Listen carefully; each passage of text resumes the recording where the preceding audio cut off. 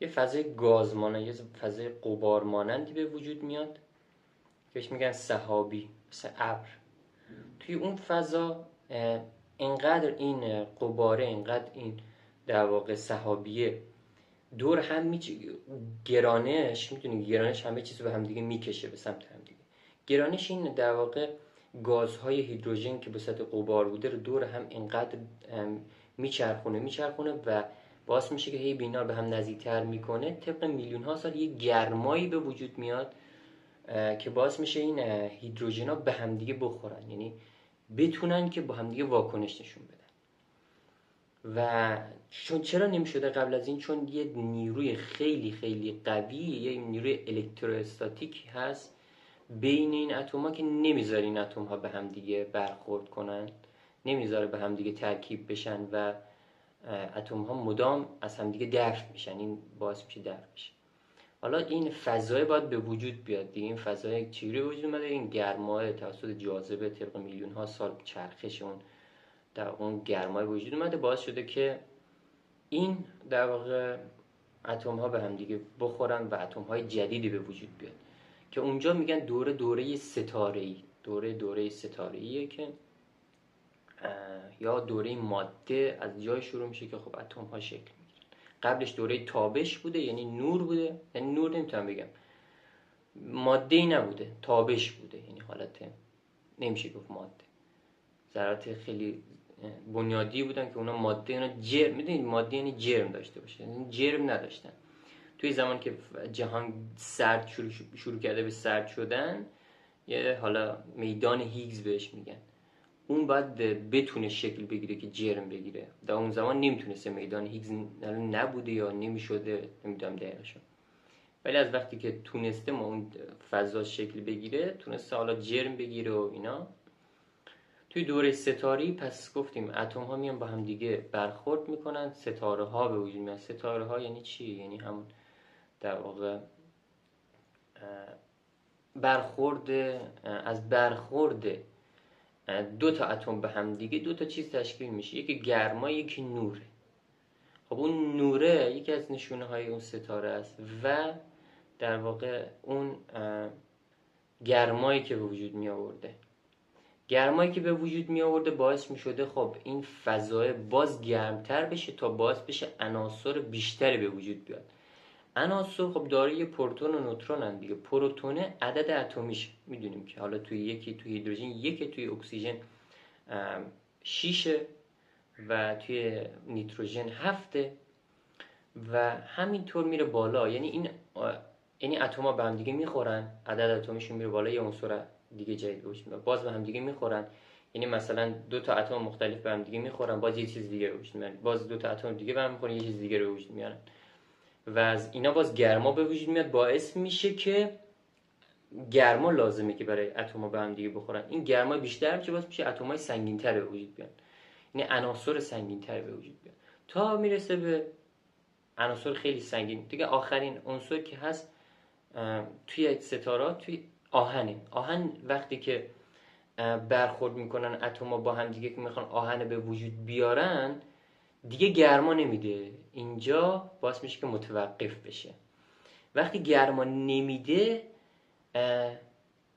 دیگه گرمای وجود نداره که عنصرهای بعدی به وجود بیان و اینجا باعث میشه که خب گرمایی که نیست و این اتم در واقع تبدیل به آهن شده، بهش میگن حالا یه فروپاشی، در واقع اون مرگ ستاره، اون فروپاشی ستاره که باعث میشه این ستاره در کل که وقتی که منفجر میشه به صورت در کل کیهان. خب پس از اینکه این ستاره مرگش انجام شد فرو میپاشه و تیکه های اون عناصری که در دل اون ستاره هستش پخش میشه در واقع تمام کل فضا. حالا اینا وقتی که منفجر میشن، این تیکه ها پخش میشن، اینجا چیزی داشتیم به نام جاذبه. این جاذبه دوباره میاد این تیکه ها رو به هم دیگه طی میلیون ها سال میچسبونه به هم دیگه، نزدیک میکنه اینا به هم دیگه بر اساس اون گرمایی که هستشون هست که به هم دیگه نزدیک میشن کنار هم قرار میگیرن و توده های سنگی رو به وجود میارن که دیگه ترکیبی از اون عناصری که حالا در دل اون ستاره ها بوده. بعد از این در واقع تو دل اون سنگ ها یه سری واکنشی حالا انجام میدن، این در واقع عناصر اون سیاره باعث میشه که همون آتش فشان ها به وجود بیاد دیگه داخل این سنگ ها که مذاب هست. از درون این هسته اونا اینقدر داغ بوده که مذاب تولید میکرده و سطح تمام اون سیاره رو مذاب میگرفته و این مذاب خیلی مدت زیادی بوده و حالا دور تا دور اون سیاره یه حالت گازی بوده، حالا نمیتونم دقیقا یادم رفته، گاز اوزون فکر میکنم جمع شده که و اجازه نمیداده که حالا آب تولید بشه. دقیقشو باید حتما اگه علاقه داشتید یا برید مطالعه کنید یا حالا بهم بگید شاید فایل بسازیم.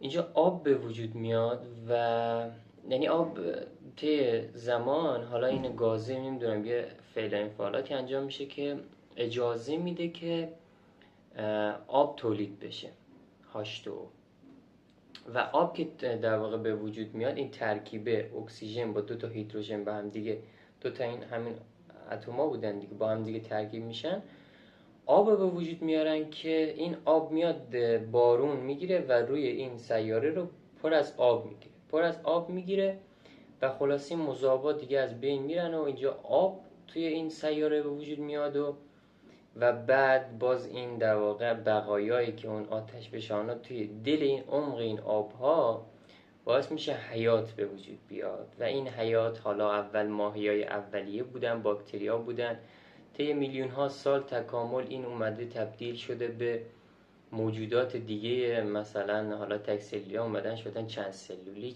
ها همینجوری تقسیم سلولی انجام شده و اومدن ماهیای اولیه و ماهیایی که بعد اومدن توی خشکی و اون در واقع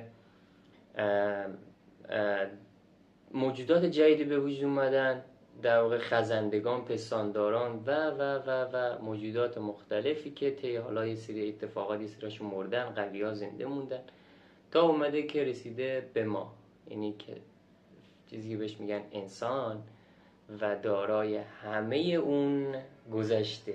همه اینا رو می‌خواستم بگم به خاطر اینکه بگم ما انسان‌ها همچین گذشته‌ای داشتیم توی خلقتمون، یه همچین گذشته‌ای بوده واسه خلق شدن ما، موجودات پدیده یه در واقع یه عصریم و خواستم بگم که برید بیشتر درباره این قضیه بخونید. اگه دوست داشتید هم بگید تا من بیشتر درباره‌اش فایل بسازم. من فقط اینو از روی علاقه شخصی اومدم گفتم و علاقه شخصیم به آناتومی بوده که منو به اینجاها از مطالعه رسونده و اگه ببینم کسی هستن که دوست دارن که بنده خدا اومده از این تبل دهل میزنه آهنگ را انداخته، اگه خواستید که بیشتر بدونید درباره این قضیه حتما به هم بگید، چون من واقعا دوست دارم درباره این قضیه فایل بسازم، درباره قسمت‌های مختلفش فایل بسازیم و با هم بررسی کنیم.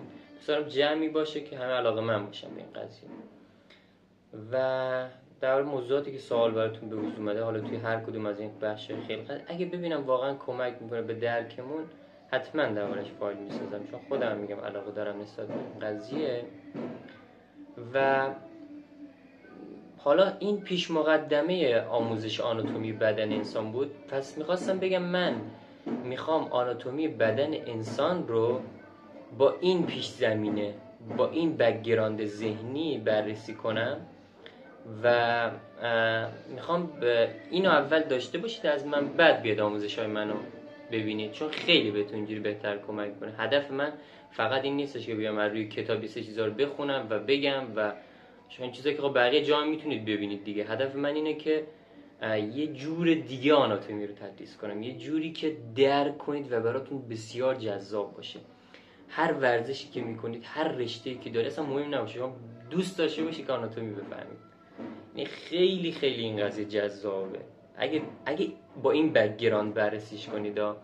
این که من میخوام از روی کتابا بیام یه سری چیزا رو بخونم و یه سری چیزا رو بیام بهتون میگم واقعا خسته کننده. یعنی این آناتومی واقعا خیلی خسته کننده. ما میایم تو یه سری اصطلاحات عجیب و غریب و بزرگ و اینا که اصلا هیچ کدوم نمیتونیم بفهمیم. باید یه مسیر درستی رو بریم جلو.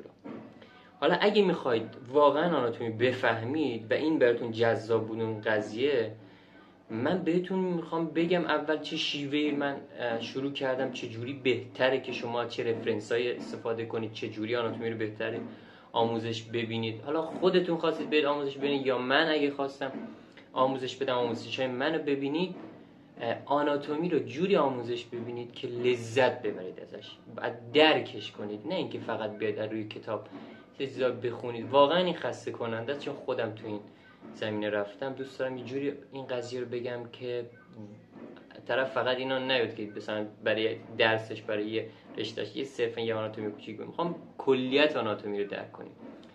پس با این بک‌گراند میخوام بریم آموزش بدیم آناتومی رو. حالا توی این آموزش ها یه گریز میزنیم به این گذشته ها و اینا، توضیح میدیم که حالا مثلا این چه جوری بوده و اینا. امیدوارم که این رونده رو با اونایی که واقعا دوست دارن توی زمینه باشن بریم جلو و خوش بگذرونیم دیگه. دوستتون دارم، براتون بهترین ها رو آرزو میکنم. فعلا خدا نگهدارت.